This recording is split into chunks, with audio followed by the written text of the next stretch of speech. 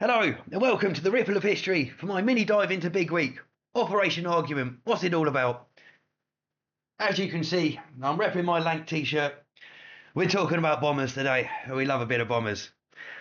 Okay, firstly, we have to step back in time slightly to 1932. Stanley Baldwin gives his speech to the British Parliament explaining that the bomber will always get through. Basically, they thought that no fighters could stop any bombers from dropping their bombs before they got to their target. Ha! Step in this man, Air Chief Marshal Sir Hugh Dowding. I don't think he was Air Chief Marshal at the time. But him combined with Keith Park, legends.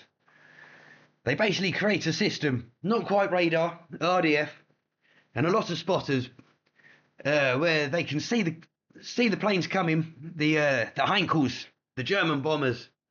And we learned how to basically have fighter groups to come and meet the bombers and take them out before they can get to their targets. This was working brilliantly. As we can see in the strength,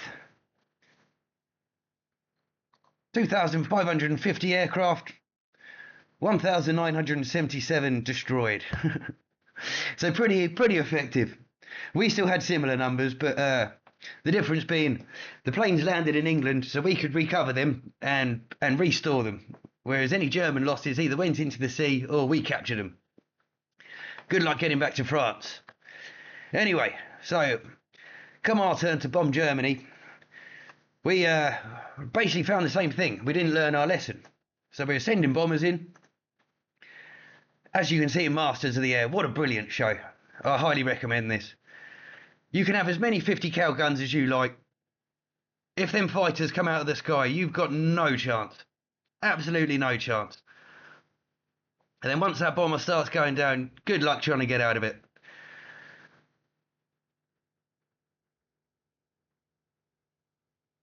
No, thank you. No, we're not. So, we need escorts. And where are we? So we are using Lancaster bombers and B-17s. These are the Americans, the Mighty 8th, and obviously Bomber Command. They're using the Lank. We also had Halifaxes, Manchesters. We had a few others, but those were the main two. Right, so enter Schweinfurt, Regensburg. These were absolute disasters. Basically, our escort fighters couldn't get to Germany. So once you got halfway across France, the Spitfires had to turn around, the Thunderbolts, whoever it was, they just weren't getting there. So the bombers were all alone, as we just saw in that clip from Masters of the Air. So this is the first raid. 376 B-17 heavy bombers. 60 bombers lost. 58 to 95 heavily damaged.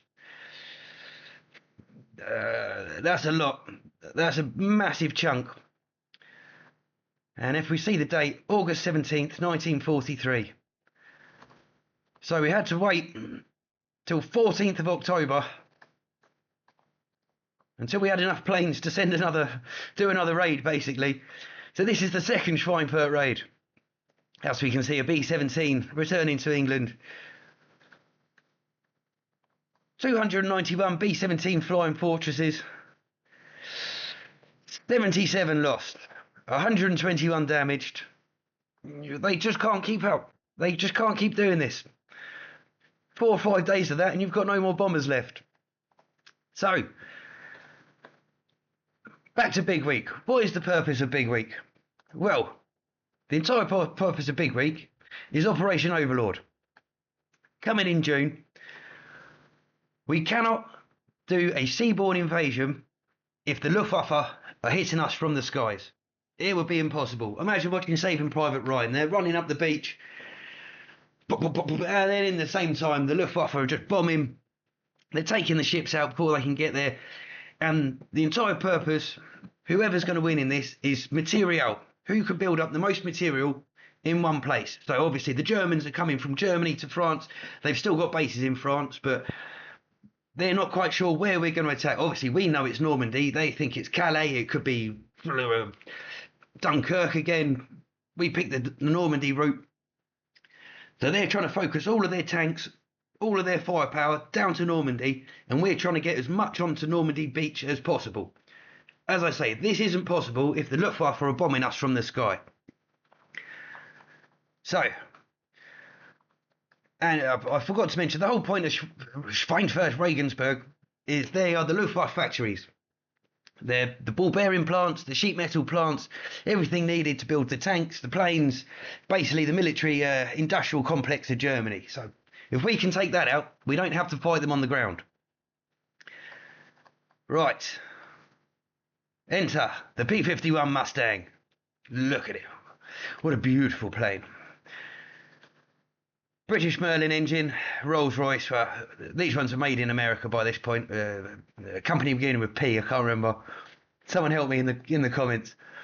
But these are capable of getting all the way to Germany and back. And I believe they were 70 miles an hour faster than any other fighter plane on the planet at that time. So a massive advantage. Da, da, da, da. So we can send our B-17s and our Lanks, and they are nicely protected now. Right, enter big week.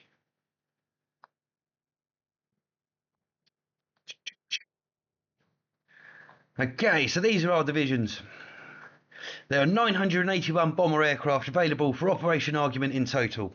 The B-24 Liberator usually had a crew of 10 men, sometimes with an extra navigator. Each bombardment group usually consisted of 3 squadrons with a total of 36 bombers. I'm not going to go through all the numbers here, but you can just see a few. First day, Flight 1, 417 B-17s. Flight 2, 314 B-17s. Flight 3, 272 B-24s.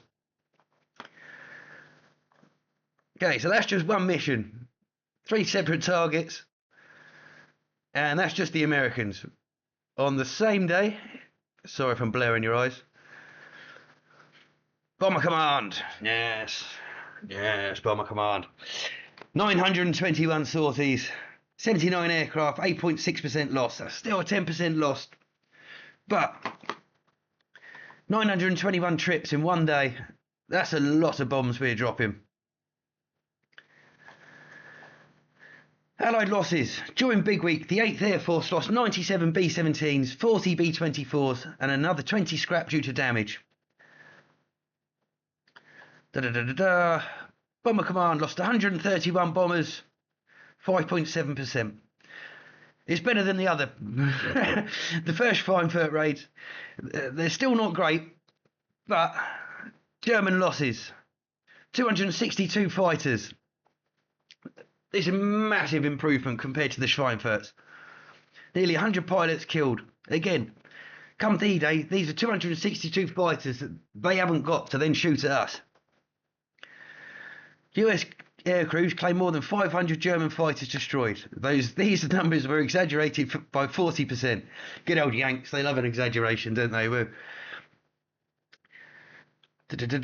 More worrying, the Jagdwaffe. More than 355 aircraft were lost, nearly 100 pilots.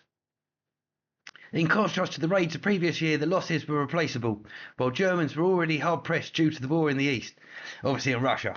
Although not fatal, Big Week was an extremely worrying development for the Germans. The lack of skilled pilots due to an attrition in a 3-front war was the factor eroding the capability of the Jagdwaffe. According to McFarlane and Newton, the purported Allied strategy of sacrificing bombers in order to lure and kill Luftwaffe fighters was very effective. Freed of close bomber escort duty, Allied fighters, particularly the P-51s, inflicted severe losses on the Luftwaffe. German aircraft and pilot losses could not be sufficiently replaced. As a result, the Allies achieved air superiority by the time of D-Day invasion. I'd say that was a success. So, that's Big Week, big success. See you next time. Thanks for watching. Oh, please like and subscribe. Thank you.